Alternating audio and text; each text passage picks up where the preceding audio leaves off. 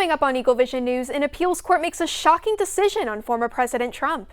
Highlights of Biola's Super Smash Bros. Tournament. And updates on the rise of illegal immigrants coming into the United States. All this and more coming up on Eagle Vision News.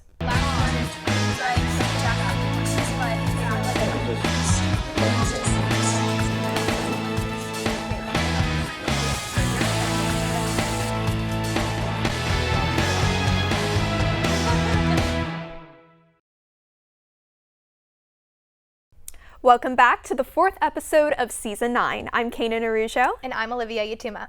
Wow, oh my gosh, can you believe this semester is flying by? I cannot believe we're nearing Thanksgiving already. I know, can you believe it? It's crazy. And gosh, we're going to be graduating in May. Don't talk to me about it. I seriously feel like I was just a freshman and now we're about to go get big girl jobs in the real world, start working. I know. Applying in the next semester. We're going to be applying for jobs. It's insane. And how many other seniors too are getting ready to start their careers? Truly. And oh my gosh, I know you have an amazing segment about this, wishing our seniors well. Tell us more about it. Biola Career Month. Let's get into it. November 1 to November 30 marks Biola's Career Month, and this year's focus is meaningful exploration. Figuring out life after Biola is an active process that includes exploration, experience, and connecting with mentors and professionals. Biola recognizes that it's never too early to explore which careers fit your unique calling, background, and skills. So, Biola's Career Development Center has dedicated the month of November to help students navigate the difficult ties that come with starting a career. To stay informed on all the opportunities offered throughout the month, you can attend employer events each week, schedule an appointment with your career specialist or peer internship ambassador. Follow at Biola Career on Instagram for exclusive resources, and keep an eye out for the weekly student newsletter. In response to the ongoing tragedies in Israel and Palestine, political science students will take a new course called Arab-Israeli Conflict starting in spring 2024. Taught by Dr. Tim Malash, the new course will replace a foreign policy and diplomacy course. Arab-Israeli Conflict will focus on the diplomatic and political history of the conflict between Israelis and Palestinians. Key themes like Christian Zionism, political Islam, and international relations are also emphasized. Make sure to check Biola's website and the Political Science Department's social media for new details on the course as we head into the spring semester. Continuing in the theme of on-campus events, reporter Jake Russo highlights the Super Smash Bros. Tournament held at Biola's Esports Club. Jake? Thanks, guys. Yes, here I am at Jericho 18, this week's Super Smash Bros. Tournament hosted by our very own Esports Club at Biola University.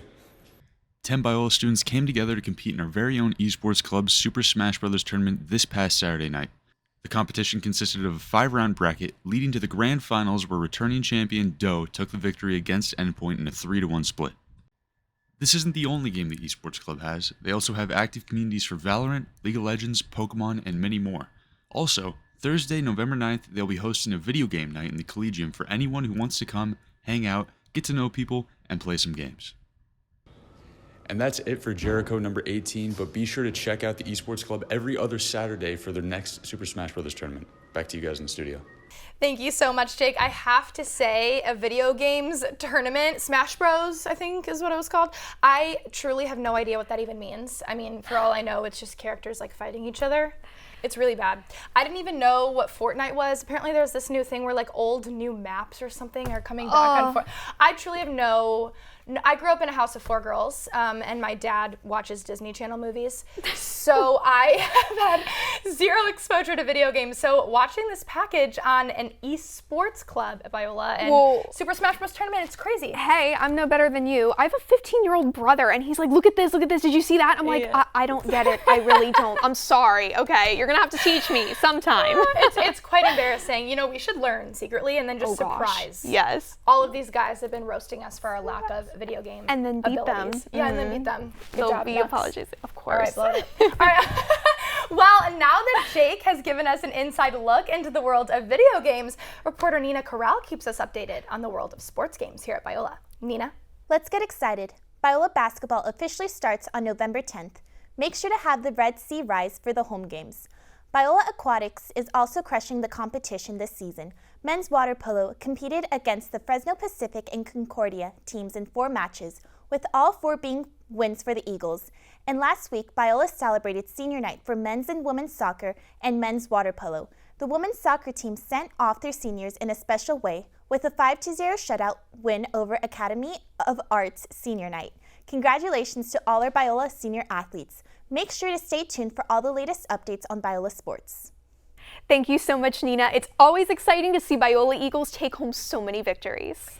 And now that we have entered into the month of November, I do have to confess, all I can think about is Christmas. Oh my gosh, you sound just like my younger siblings. They're November 1st people. Me too. So the Christmas trees, you know, our pets in Christmas collars, the Christmas decorations. I'm like, guys, can we please think about Thanksgiving? We still have Thanksgiving. You can think about Thanksgiving, but hear me out, okay? As a Midwest girl growing up in Michigan, my whole life, it starts snowing in October, right? So the only way we can get through 4 or 5 months of snow is celebrating Christmas starting November 1. I mean, Christmas trees come up, we have beautiful light shows, I'm listening to Christmas music. It just makes everybody happier. Okay, fair. The mood Right? does call Right? for it, but in Texas, okay, it's still cold, it's a little frigid, so we're still in that fall vibe. And you know, we still have, you know, the fireplace, you know, the turkey. You can have a fireplace with Christmas decorations in the background. But with Thanksgiving too. Okay, we cannot think, come on. Both holidays are important. Fine. That is fine. true. I'm also very curious to see what Christmas is like in California because I literally have never experienced a Christmas without snow.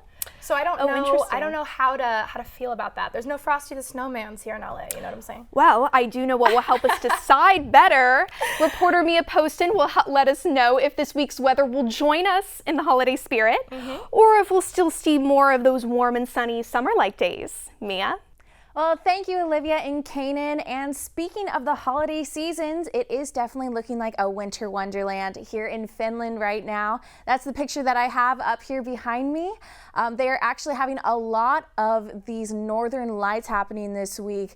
They're fueled by the sun because of geomagnetic storms. So it's something I wish we had a little bit more of here in La Mirada, but I guess we can't all be that lucky. But something we are lucky with is some warmer weather that we've been seeing here this month. In the morning, it was a little bit chillier. It was at 57 degrees, but then it did warm up to 75 this afternoon. It was very nice. I was actually at Disneyland today with my family. We definitely enjoyed it. But then it has cooled down once again to 57 degrees. So our sunrise was at 6:16 a.m. today, and sunset did hit about 4:55 p.m. tonight. So now that we're here in our national weather, we are seeing some frigid temperatures up here in the upper part of the U.S. here.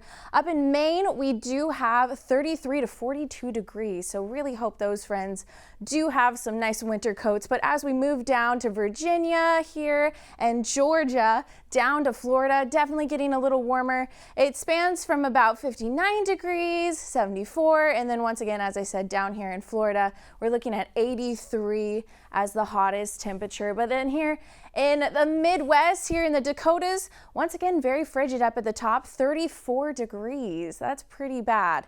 But then once again, moves a little warmer. We're looking at about 86 to 83 degrees in Texas. But once we hit our side of the U.S., Washington here is at 52, Oregon 53, here down in California. As we said, we're hitting about those 71, 74 degrees, as I mentioned earlier. But let's just move on to our weekly forecast. We are seeing some sun, which is pretty neat. I'm actually personally loving it myself. But here on Monday, we're at 76 degrees, but then we do get a little bit of cloud cover as the week progresses. We're seeing that on Tuesday. We get a little bit more of the sun here on Wednesday, but then as we move from Thursday to Friday, all the way to Saturday, we're seeing that sun once again, and we're at about 79 to 82 degrees on the weekend. So maybe you'll have to get that last minute beach trip before Christmas break comes along. So thank you so much, friends, for being with me here tonight. Back to you at the desk. Thank you, Mia. Well, it looks like my sweatshirt and boots will just have to stay in the closet a little longer. But now, heading into current events, reporter and Eagle Vision director Abby Goosen shares more about the growing crisis on our nation's borders. Abby? U.S. Customs and Border Protection reports an influx of undocumented immigrants entering the U.S. through the southern border. Families from across the globe are seeking asylum and fleeing from gang violence, political repression, and poverty in hopes of finding safety. More than 7.7 million people have fled from Venezuela, resulting in what has been called the largest displacement in the Western Hemisphere. Refugees are now entering the country without a place to sleep, overwhelming shelters and government workers. U.S. officials are left to deport families and individuals who return to the chaos from which they fled. San Diego County has labeled this recent influx of refugees a humanitarian crisis. Recent data reveals 2023 to have the greatest surge of immigrants without documentation to the U.S. in recent history. Making headlines this week, former President Trump is temporarily freed from a gag order by a federal appeals court on November 3rd. The U.S. Court of Appeals for the D.C. Circuit announced the gag order is only lifted until they can get enough time to consider an emergency motion appeal filed by Mr. Trump's legal team. The appeal asked that the gag order is removed immediately. The gag order, placed on the former president on October 30th, banned him from saying anything in public that targets legal officials, court staff, and possible witnesses from accusing him of trying to overturn the 2020 election results. While the gag order still allowed former President Trump to claim he's innocent of these charges, he and his legal team continue to argue it violates his right to free speech. Meanwhile, the appeals court scheduled oral arguments for both the gag order and former President Trump's appeal on November 20th. If the gag order is put back in place, the former president's lawyers say they'll take the case to the Supreme Court. Switching gears to entertainment news, what's trending this week is utterly devastating.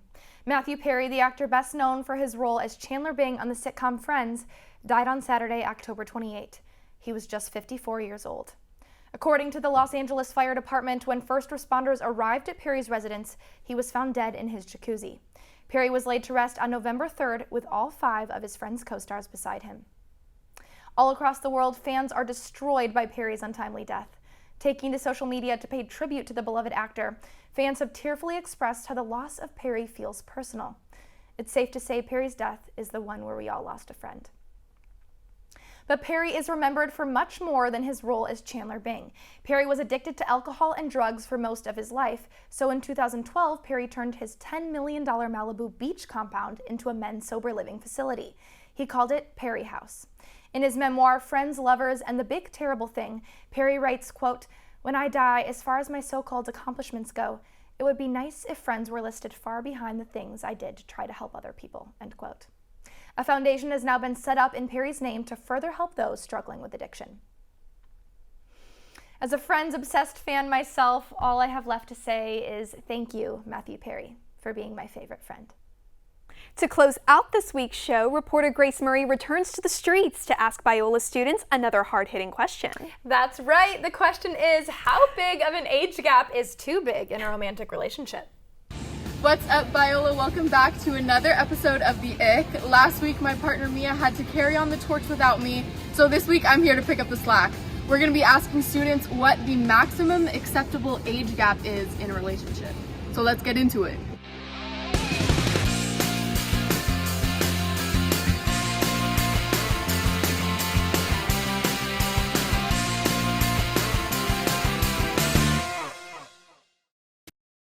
What's like the maximum acceptable age gap in a relationship? Oh, I would say about 6 years at the max. Excuse me. Excuse me. Yes. What's your name? Meredith Fisher. okay, I'm gonna go with anywhere between 4 and 5 years. 4 and 5 years. Which may seem like a lot, but I think the more you grow older with that person, like in your 40s and 50s, no one's gonna like bat an eye towards you. I think it's 4 to 5 years. I love that. Hi. Oh, hi. I have a question. Okay. What's the largest acceptable age gap in a relationship? I would say at most like 70, we'll say 73 years. Probably 7 years. 7 years. Why 7 years? Well, I'm 23. Pushing 30 might be weird. Cause you're like not too far apart, but like you're not like I feel like that's like the max that you could go. I originally was thinking 75, but 73. Is this, are you like in it for like love, or is this like a money situation? It could be both. I mean, they go hand in hand sometimes. So I'm all for it, you know? You gotta do what you gotta do.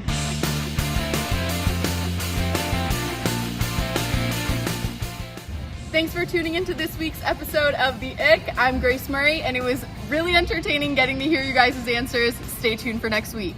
Wow, Grace, that was probably one of my favorite ick packages to date, and I have to say it is because some of the girls she interviewed are my roommates. Sierra, the tall volleyball player, I think she said something like a 73-year age gap. I really sincerely hope that is a joke. Otherwise, I think I'd have to reevaluate who I chose as my roommate. I also loved the athlete hugging the tree. That was so cute. I really hope that was a staged thing. Otherwise, that'd be really weird if she just like walked around campus hugging trees. But what do you think is like the appropriate age gap for romantic relationships? Well, okay, personally, I would have to say 5 years. Okay. But my grandparents would disagree. So they're from Angola, Africa. And okay, this was in the 40s, so brace yourselves, people. But what are you going to tell me right now? She was 13 and he was 21. Don't try this here. Okay? It's not. Don't try this at home. It was a different time. Okay, they are still happily married. They've been married for a very long time. But times have changed. Yeah. Don't do this now, okay? I would say mine is probably like 5 to 7. I would say 7's a little pushing it, but 5 I can see. You know, girls are more mature than men at this age especially, so you never know. But I mean, I'm dating someone a year younger than me, so but to each their own. Yeah, right. All right, well, that is all we have for you this week. Thank you so much for tuning in. Make sure to keep your eyes peeled for episode 5. I'm Kanan Arujo. And I'm Olivia Yutuma. You Eagles have a great week.